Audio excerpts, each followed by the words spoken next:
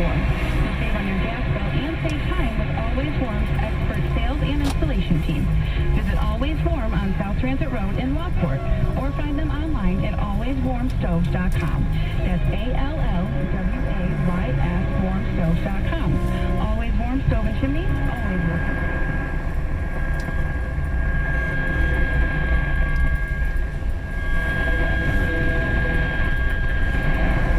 Businesses are getting back to business, and we are too. We know you rely on the Good Feet store to be there when you need us. We're open and ready to serve you. Our personally fit arch supports are designed to help alleviate, even eliminate, foot, knee, hip, and back pain, and provide comfort, balance, and support. The well-being of our customers, associates, and community is our highest priority. So we've implemented new measures, procedures, and precautions, keeping your health and safety in the forefront. The Good Feet store is lending a hand to help America get back on its feet. And just as we have for a quarter century, we're helping to improve the quality of people's lives 2 feet at a time. Hi, this is Bridget, owner of the Good Feet store. Here at Quaker, all kinds of people have gone released from clinical vaccinations by the Good Feet store. Discover your options and visit the Good Feet store today. Folks, are you tired of your old rusty rug? When you're ready for an upgrade, you need to upgrade with vinyl railings from the Vinyl Outlet. Don't sacrifice quality and buy from big box stores. At my house, I chose the Vinyl Outlet for my custom railings because their products are by far the best. Don't wait until next season. Have them installed now. Call today, 675-0800, or visit us at thevinyloutlet.com. Hey, to all the Western New York veterans out there, I just want to say thanks for fighting for me, for fighting for all of us. It's David Bellavia. Unfortunately, some veterans, when it comes to disability benefits, well, there's more fighting to be done when you get home. And if you've been denied disability benefits, call the law offices of Kenneth Hiller at 800-300-2990. You did your fighting. Here at home, Kenneth Hiller fights for you, our brave veterans of Western New York. Call 800-300-2990. Back to David Bellavia in 60 seconds on WBEN. I'm John Meacham, author and historian. I'm proud to present a brand new limited podcast documentary series called It Was Said, where I guide you through 10 of the most historic, impactful, and timeless speeches in American history. Let the word go forth from this way to friend and foe alike. We do not want our freedom to add to it, but we want to be free now. The future will always be ours. America of John McCain is generous and welcoming and bold. Mine eyes have seen the glory of the Lord. Directed and produced by Peabody-nominated C13 Original Studios in association with History. It Was Said is now available for free on Apple Podcasts, radio.com, and wherever you listen to podcasts. Don't just think it, say it. Call or text WBEN now at 716-803-0930. Hey, welcome right to the program. We're talking with Michael Ware, former bureau chief correspondent for Time Magazine, CNN, the film Only the Dead on HBO Max and Netflix, made in 2015, uncensored with Michael Ware on National Geographic. You can check all that stuff out. Michael, thank you for taking time. Thank you, David. Now, I want to get to, you were talking about your soldiers and the amount of the feelings that you had. One of the things I was so shocked at, the similarities between covering a war, participating in the war. The main character is the war. It affects everyone the same way. We all have different roles in it. But when my friends and I would do something stupid, when we knew that we were in danger, we were always dependent on each other for our legacy, dependent on each other to tell the stories to our families if something went wrong. 99% of the time, if something happened to you, Michael Ware, it was you were filming everything all the time. You had the camera on.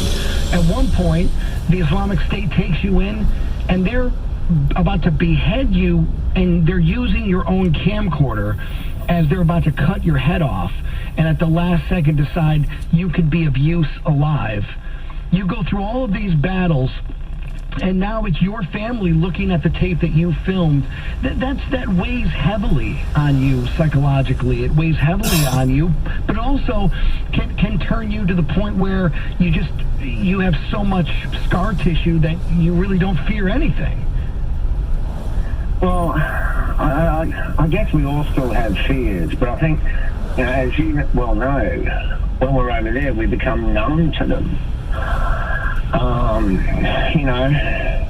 And it was my great privilege to be able to tell the story of the American troops and the coalition troops, because, they're out there serving their country, and for them, there's no big geopolitical picture as such. To a soldier, as you know, it doesn't matter who sent you or why they sent you or what's right or wrong. You're just there with a mission and you have to carry it out. A soldier's war is the 200 yards right in front of him or her. And that's where the truth of the experience is. I mean, as a journalist, I always had to keep going out and joining you guys. And I always wanted to be where the worst of it was, because that's the experience I wanted to tell. I wanted to tell it to the troops, and I wanted to be able to share it with the folks back home, those, not just the troops' families, but those for and against the war. I mean, it was about letting people see the truth of the experience. And for me, I always believed that the only place to find the truth is where the meat meets the metal. I have to be right there with you guys, kicking in the doors and fighting on the streets, literally on the front lines, because every step back you are from that moment at the front, you're one further step removed from the truth. No one can distort it when you see it, and as you say, no one can distort it when you film it. And that became very important to me. Yes, I wanted to tell the Iraqi story. Yes, I wanted to understand who our enemies were. But part of my greatest calling was to find, to tell, and preserve the story of the sacrifices our kids were making in our name. And it doesn't matter, whether you're a Democrat or a Republican. Those were our kids. And I felt an obligation to tell their stories, and to be honest, to be with you, David, and your platoon in the Battle of Fallujah, and to be with every unit I was ever with on an embed was a privilege. But there was a moment, though, when I got to see you doing your thing, and you're with my friends, and we're running around, and it was like you decided, I'm a journalist, I'm here to seek the truth, and all of the things that you decided to do that with your life, going to law school, all the things you could have done with your life. Okay, folks, if you turn around towards the back of the truck and look down at the sunroof right now, I'd like to say, there we go. If you're enjoying these, let me know. If you got other roads that you want me to hit, I'd be happy to do that in the Orchard Park or East Aurora area. If you got a street or a community near East Aurora or Orchard Park you want me to hit, tell me too, because I'm all over Western New York over the course of my work day. Be happy to get something on video for you.